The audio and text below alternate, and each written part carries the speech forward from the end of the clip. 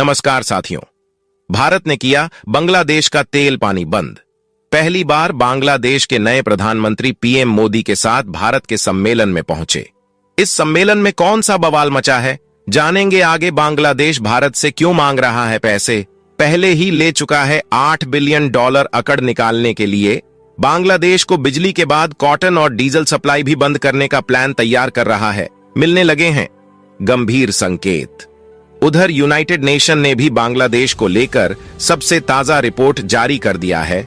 सब कुछ जानेंगे विस्तार से, लेकिन आगे बढ़ने से पहले आप सभी के लाइक और कमेंट में जय श्री राम लिखे और चैनल को सब्सक्राइब जरूर करें। यह आप सभी लोगों का छोटा सा चैनल है जिसे आप लोगों को सब्सक्राइब कर लेना है। तो किसी को उम्मीद नहीं थी कि बांग्लादेश भारत के आगे इतनी जल्दी घुटने टेक देगा। भारत से $8 बिलियन लेने के बावजूद भी बांग्लादेश भारत से $2 बिलियन क्यों मांग रहा है, इसके बारे में आगे जानेंगे। इसके बाद आप जानकर चौंक जाएंगे कि भारत बांग्लादेश को बिजली के अलावा डीजल और कॉटन सप्लाई बंद करने पर क्यों विचार कर सकता है। अगर भारत ने कॉटन सप्लाई बंद कर दिया तो फिर बांग्लादेश का टेक्सटाइल एक्सपोर्ट बर्बाद हो जाएगा। लेकिन सबसे पहले आइए जान लेते हैं कि पहली बार बांग्लादेश के नए प्रधानमंत्री अचानक मोदी के साथ भारत के किस सम्मेलन में पहुंच गए हैं। प्रधानमंत्री नरेंद्र मोदी ने 17 अगस्त को तीसरी ग्लोबल साउथ समिट की मेजबानी की, जिसमें बांग्लादेश के अंतरिम प्रधानमंत्री मोहम्मद यूनुस भी शामिल हुए। यह कार्यक्रम वर्चुअली ऑर्गेनाइज की गई थी। इससे पहले दोनों नेताओं के बीच फोन पर बातचीत भी हुई थी। बांग्लादेश में सत्ता परिणय के बाद यह पहली बार है जब दोनों देश के नेता एक साथ किसी मंच पर आए हैं। भारत ने G20 की अध्यक्षता मिलने के बाद विकासशील देशों की आवाज को मजबूत करने के लिए ग्लोबल साउथ समिट की शुरुआत की थी। इस तीसरी वर्चुअल शिखर बैठक में 100 से अधिक देशों के प्रमुख भाग ले रहे हैं। यह चीन के लिए करारा जवाब है, क्योंकि ग्लोबल साउथ को लीड करने में भारत चीन से काफी आगे निकल चुका है। अब जान लेते हैं कि आखिर बांग्लादेश भारत से पैसे क्यों मांग रहा है।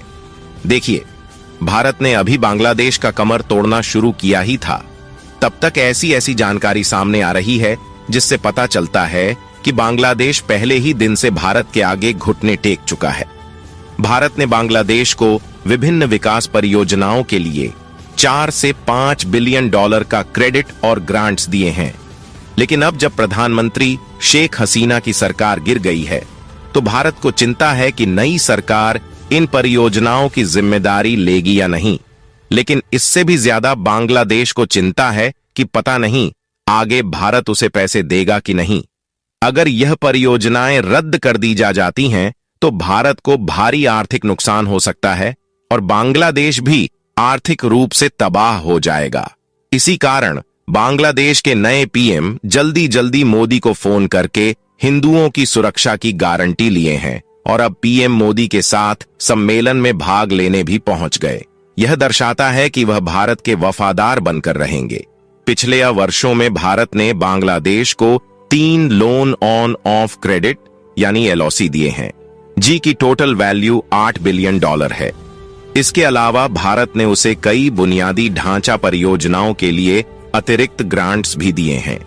इनमें सड़क, रेलवे, सिंचाई, शिपिंग और पोर्ट्स शामिल हैं, या भारत बांग्लादेश के रग रग में घुसा हुआ है। भारत के सहयोग के बिना बांग्लादेश अपने तरक्की की कल्पना भी नहीं कर सकता है। लेकिन बांग्लादेश में विपक्षी पार्टियों ने इन परियोजनाओं और लाइन ऑफ क्रेडिट पर भ्रष्टाचार के आरोप भी लगाए हैं, जैसे फंड दुरुपयोग, रिश्वत, फर्जी बिलिंग और जानबूझकर देरी।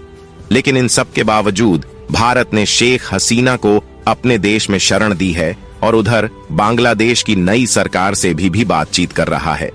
यह सब विदेश मंत्री जयशंकर के कूटनीति का कमाल है। अगर बांग्लादेश की नई सरकार हसीना पर हत्या के आरोप में मुकदमा चलाना चाहती है और उनकी प्रत्यर्पण यानी एक्ट्रान की मांग करती है, तो भारत की के लिए स्थिति मुश्किल हो सकती है। लेकिन एक हसीना के कारण बांग्लादेश की नई सरकार भारत के साथ रिश्ते बिगाड़ना नहीं चाहेगी, क्योंकि अगर भारत के साथ रिश्ते खराब हुए तो इसका सबसे बड़ा खामियाजा बांग्लादेश को ही भुगतना पड़ेगा। लेकिन अब सबसे चौंकाने वाली बात जान लीजिए, डीजल पेट्रोल के लिए भी बांग्लादेश काफी हद तक भारत पर ही निर्भर है। और आप जानकर चौंक जाएंगे कि बांग्लादेश के पास तेल आपूर्ति करने वाली भारतीय कंपनियों के भुगतान करने बाकी हैं और उसके पास पैसे भी नहीं हैं। बांग्लादेश अपने विदेशी तेल सप्लायर्स, जिनमें भारत भी शामिल है, उनको भुगतान करने में संघर्ष कर रहा है क्योंकि वहां विदेशी मुद्रा संकट है। उसके पास मात्र $20 बिलियन के आसपास विदेशी मुद्रा भंडार बचे हुए हैं। माना जा रहा है कि अगर बांग्लादेश ने भारत को तेल के पैसे नहीं दिए तो फिर इसका तेल बंद होगा और इस तरह से बांग्लादेश में एक और नई मुसीबत खड़ी हो जाएगी। मतलब इस मामले में भी बांग्लादेश मालदीव की तरह पूरी तरह भारत के सामने सरेंडर कर देगा। लेकिन सबसे दिलचस्प बात यह है कि बांग्लादेश ने इस साल की शुरुआत में भारत से $2 बिलियन की मदद मांगी थी ताकि वह तेल के बकाया भुगतान कर सके, लेकिन यह डील कभी फाइनल नहीं हो पाई। अब माना जा रहा है कि बांग्लादेश की नई सरकार भारत से पैसे के लिए रिक्वेस्ट करने वाली है। $2 बिलियन वाले रिक्वेस्ट डील को फिर से इनिशिएट किया जा सकता है क्योंकि बिना भारत से पैसे लिए इस देश का गुजारा होना मुश्किल है। दोस्तों, वीडियो में आगे बढ़ने से पहले अगर आप एक सच्चे देशभक्त हैं, आप अपने देश भारत से सच्चा प्यार करते हैं, तो कमेंट सेक्शन में जय हिंद, जय भारत, वंदे मातरम अवश्य लिखें और साथ ही चैनल को सब्सक्राइब करने के बाद वीडियो को एक लाइक देखिए। इस समय बांग्लादेश को सबसे ज्यादा डर यह है कि कहीं भारत उसका बिजली ना काट दे, क्योंकि वह बिजली बिल का भुगतान कर नहीं पा रहा है। भारत में एक पावर प्लांट है जो पूरी बिजली बांग्लादेश को निर्यात करने के लिए अनुबंधित है। इसका संचालन अडानी ग्रुप करता है और वित्त वर्ष 2023-24 में इसने तकरीबन 12,000 मिलियन यूनिट बिजली बांग्लादेश को निर्यात की है, जिसकी कीमत $1 बिलियन है। मतलब कि भारत ने बांग्लादेश को एक साल में ही $1 बिलियन से ज्यादा का बिजली बिल सप्लाई कर दिया है। लेकिन बांग्लादेश पैसे देने को तैयार नहीं।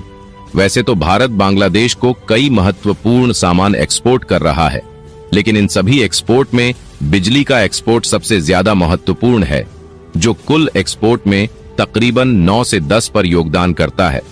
लेकिन अगर बांग्लादेश बिजली बिल का भुगतान नहीं कर पाएगा तो फिर भारत ने भी उसकी बिजली काटने की तैयारी कर ली है। हाल ही में बांग्लादेश में संकट के बाद भारत ने अपने पावर एक्सपोर्ट नियमों में बदलाव किया है। इस बदलाव का उद्देश्य अडानी ग्रुप के झारखंड स्थित 1600 मेगावाट के पावर प्लांट को सुरक्षा देना है। अब इस प्लांट को भारत में भी बिजली बेचने की अनुमति मिल गई है। पहले इस प्लांट को सिर्फ विदेशों में ही बिजली बेचने की अनुमति थी। यह बदलाव 12 अगस्त को हुआ, यानी कि भारत ने बांग्लादेश को झटका देने के लिए अब एक्सपोर्ट नियम बदलना शुरू कर दिया है।